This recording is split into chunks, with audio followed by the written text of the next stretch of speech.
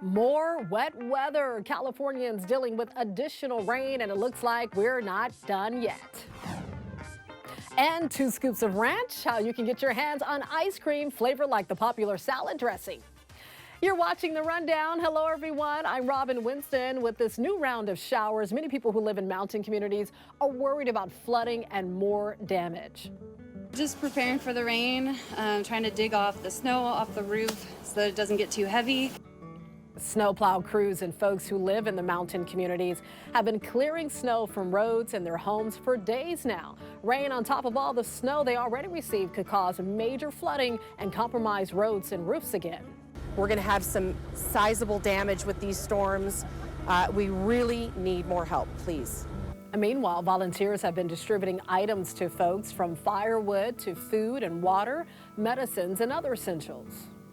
Governor Newsom requested a presidential emergency declaration to help people in areas impacted by the storm. If approved, it would provide immediate access to direct federal assistance for LA, San Bernardino, and several other counties where a state of emergency exists. Some benefits of federal assistance include road clearing equipment and other supplies.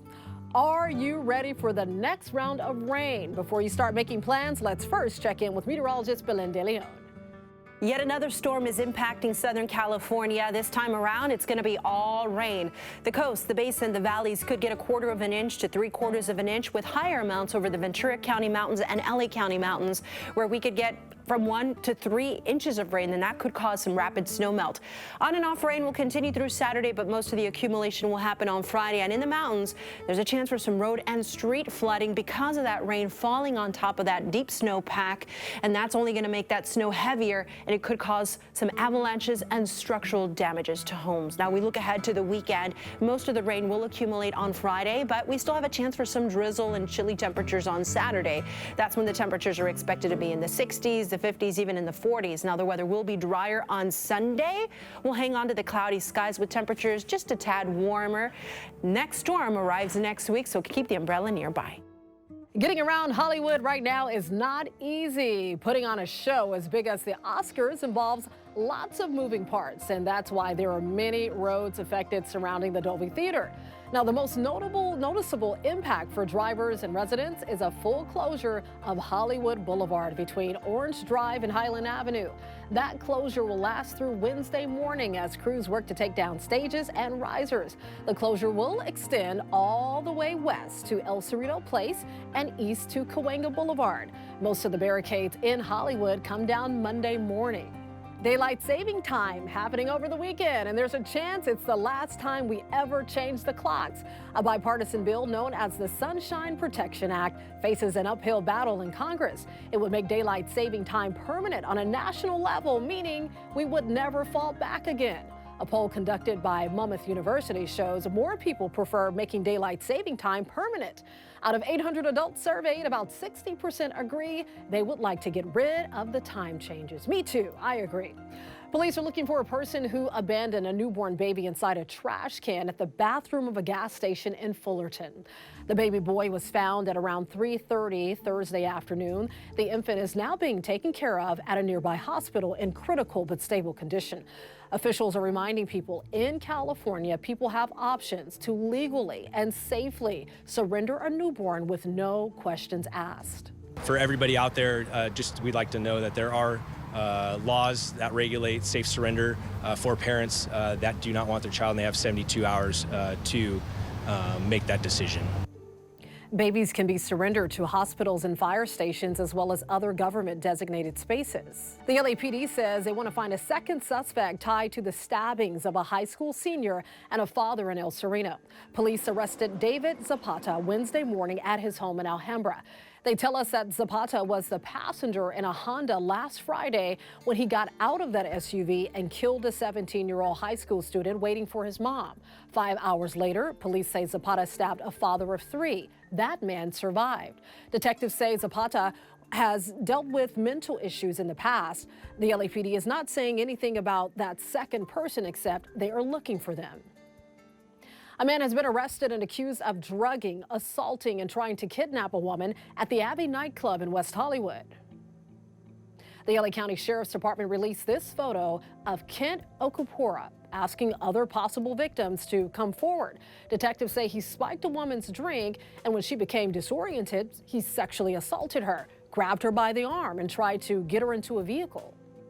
The West Hollywood community also has zero tolerance for sexual assault, zero tolerance for drug spiking people's drinks to try to assault them, and zero tolerance for predators.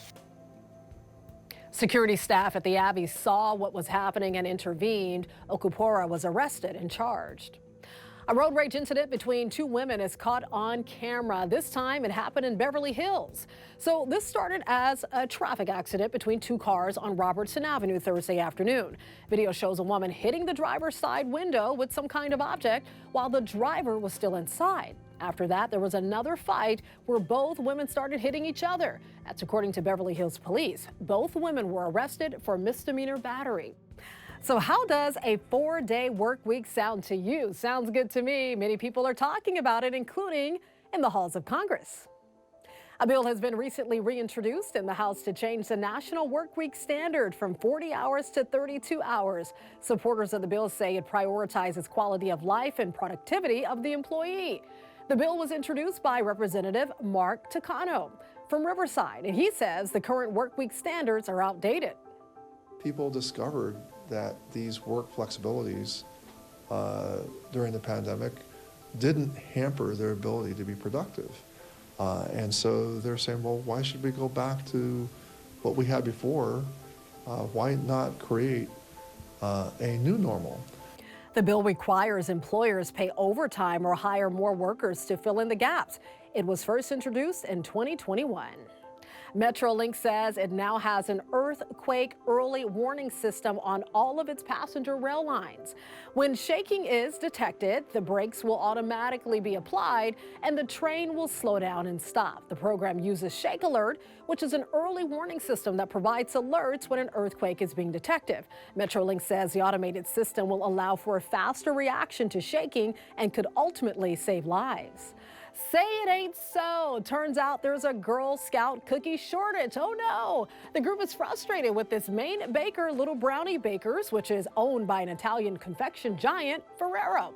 The baker has struggled to keep pace with cookie demand because of supply chain issues, labor shortages, and weather-related power outages. Fans of ranch dressing will soon be able to enjoy the creamy flavor in ice cream. That's right, Hidden Valley Ranch is teaming up with Brooklyn-based ice cream maker Van Leeuwen. So the company says the ice cream tastes like buttermilk and flavorful herbs with a touch of sweetness. The limited edition treat will be sold at 3,500 Walmart stores beginning March 20th.